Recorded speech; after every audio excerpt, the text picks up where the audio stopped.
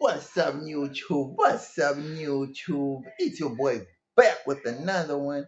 People, in today's video, we want to discuss the latest in the land restitution and compensation that the government has been doing since 1996 to date, whether it's productive or unproductive, whether it's successful or unsuccessful. Let me know what you think about this topic in the comment section below. Don't forget to like, comment, share, and subscribe to the channel. You know, we family, right? Holler. People, I don't even know where to start with this one. I don't even know where to start. The government started the land restitution processes way back, like in 1996, right? So that's like what, almost 28, 29 years now, 29, almost 30 years now, right? 30. It's almost 30 years. Next year will be 34 years. So it's like about 29 years now, right? Of acquiring land and giving it back to the rightful owners, ancestral land, farmland, the willing buyer, willing seller. And they've spent 58 billion rand to date, right? On land restitution and compensation. Okay. There's communities that have benefited from getting these lands that they've been fighting for all their lives. So these are farms that were fully operational at the time of acquisition by the government, right? And these families, these individuals who got the land, have the land in fact now, and it's a good thing. I mean, it's beautiful that if your land was forcefully taken, wrongfully taken, that it's only right that you get your land back, right? Truly so. And I truly believe that you should get what is rightfully yours. And if you cannot get the land, then at least they should compensate you for your loss. Because we can go back, like, for example, to the American slave trade, for example, right? When the abolition of slaves was introduced, farmers who lost laborers or slave labor were compensated by the government. Sadly, most slaves, or if not all slaves, were not compensated.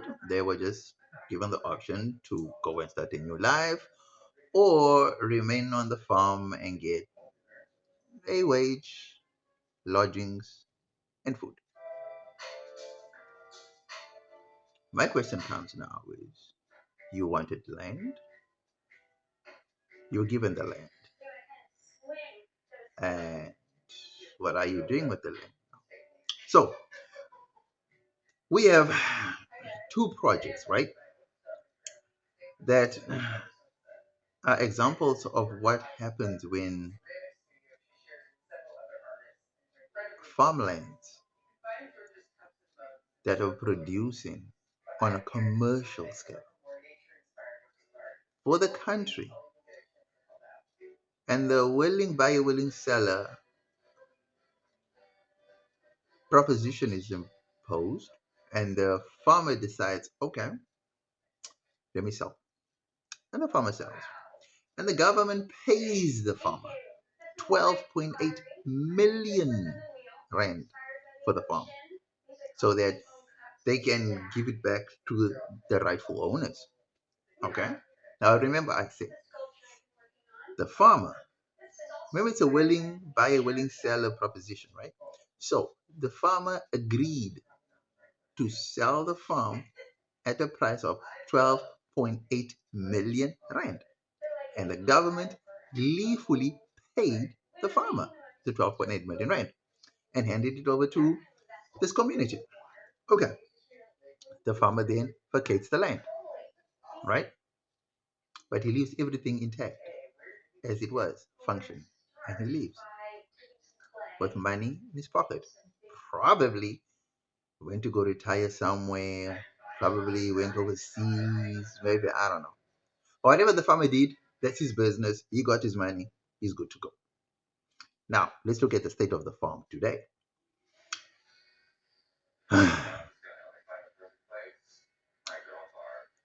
Sometimes you have to ask yourself,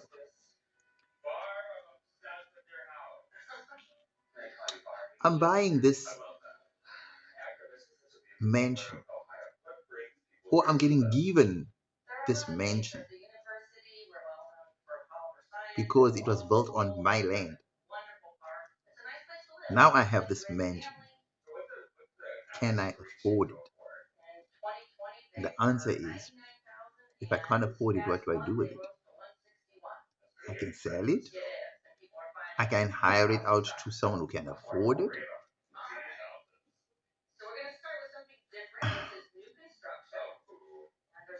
Or I can lease it to businesses and companies who see it fit for whatever projects they have. The point of those acquisitions is to keep them productive, right? So, Dawn Valley,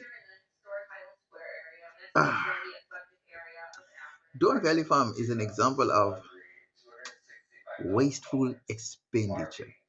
100, no, 12.8 million rand that could have gone to building clinics, to providing mobile classrooms, to providing um, building schools in the rural areas, for example. But no, we spend 12.8 million rand on Dawn Valley Farms. Well, the government does, and hand it to this community that you ask yourself, so what did they, everything that was working is no longer functioning. The farm was producing on a commercial scale, adding to the food security of South Africa. Now we sold it to, I would like to say, deserving people, but mm, how can you be deserving if you are not keeping up the standards or improving the standards of the farm? It is now lying in ruins. It is fallow. The earth is reclaiming the farm. There's now thorn bushes. There's,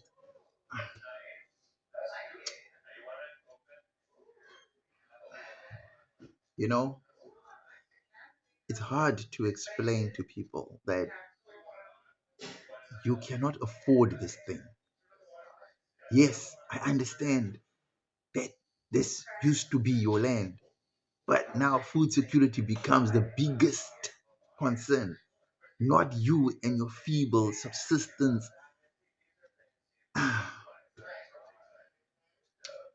Like I just said, you have options. You could resell it. You could,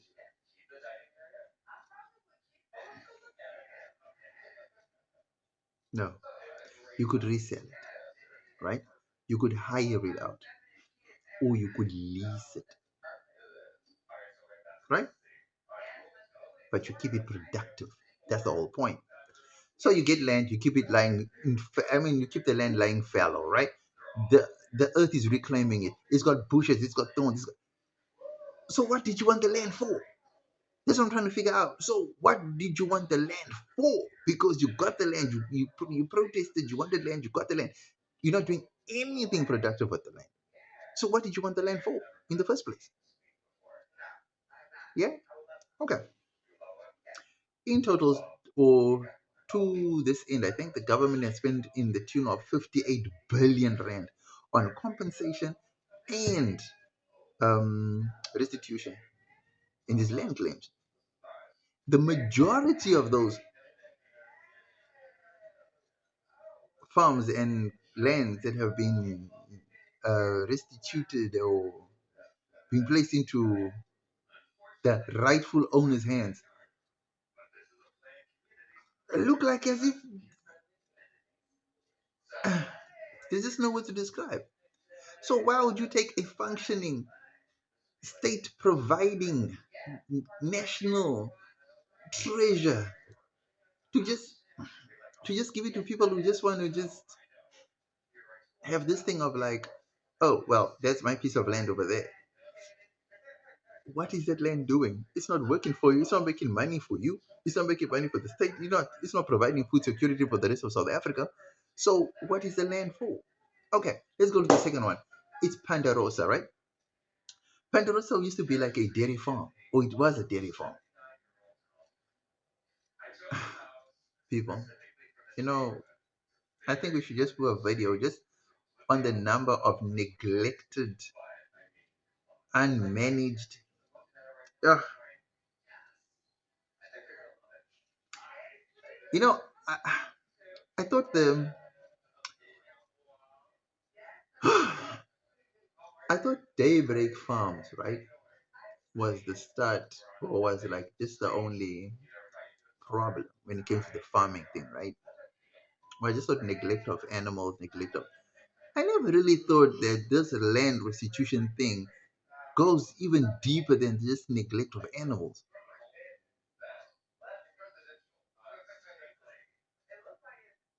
I was making jokes in previous videos saying when the government gives you land, you're going to build shacks on there, you're going to build RDP houses on there, you're going to make money just for yourself.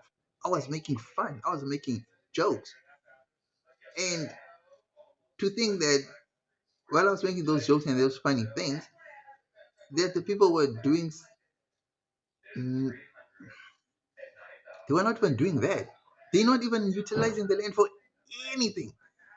They're not even renting the land. They're not even, do, they're not even building shacks on there to rent out to people to generate. It's just lying fallow, just rotting away because they have no clue, no idea what to do with that land. That's how bad it is. Now, my advice to the government is this, right? Well, people are fighting for land. We need land. We want the land back. We want the land back. Giving land back to previously disadvantaged people without a concrete plan of what they're going to do with it, without them having the resources to show that they can actually manage and maintain and improve the land that they're going to be given. If the land cannot,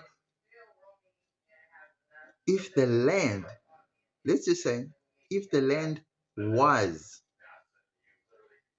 part of the food security apparatus, and we give you this farm, and you cannot keep up the standards to provide into the food security of the country, then why should we give you land? That's my question. You want land that you're not going to do anything with? Then we can gladly give you one next to the rocks, next to, because there's also nothing you can do with that land. So you are going to do nothing, so that you can also get nothing. I was surprised to learn that they were saying of the 500 and I think it's 597 farms, about 300 of those, 300 and 358 farms, I think, are either dysfunctional, are either floundering, or it's just like a waste of state funds. I mean, 58 billion rand is a lot of money. I mean, that is generational wealth type money. And you telling me the government spent generational wealth on.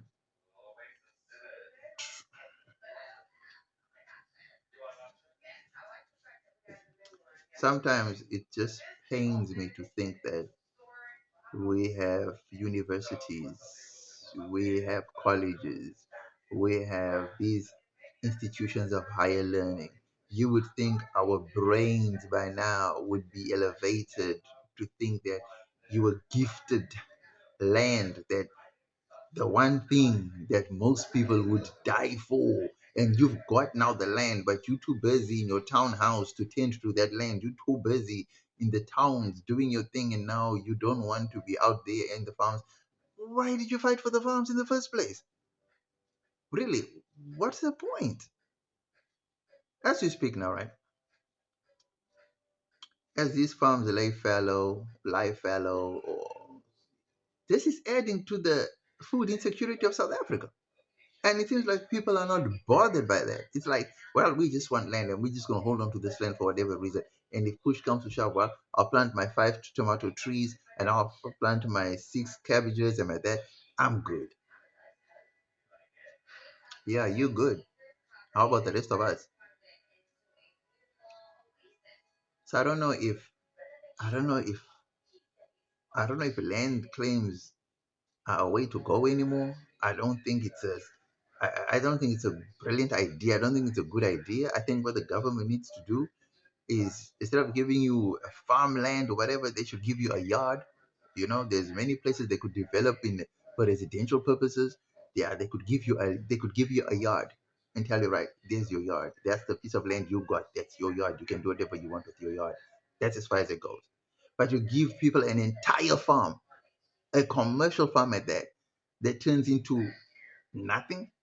I mean, that's like taking food out of anybody's mouth and then saying that's the way to go. I mean, which government in its right frame of mind would actually do that or continue on that path? I don't think so. So before we claim things like, I want a Ferrari, I want a Benz, I want a mansion, I want this, can you afford it? Not can you buy it. Buying is one thing, maintaining is the main thing. A lot of people can afford the deposit for anything. The problem is maintaining. And that's why you see so many repossessions that happen. All because you could only afford the deposit. You forgot about the maintenance. So if you cannot maintain, if you cannot afford to buy outright, then you have no business owning or running such an operation or such a possession because you are not in that league. Trust me. I know it's painful to say that, but yeah, truth has to be said. Someone's got to do it. And unfortunately, it's me. I've got to always be delivering the bad news. I don't know why. But yeah, that's my story for today. Let me know what you think. Was I on the money or did I totally miss it with this one? Don't forget to like, comment, share, and subscribe to the channel. We family, right? Holler.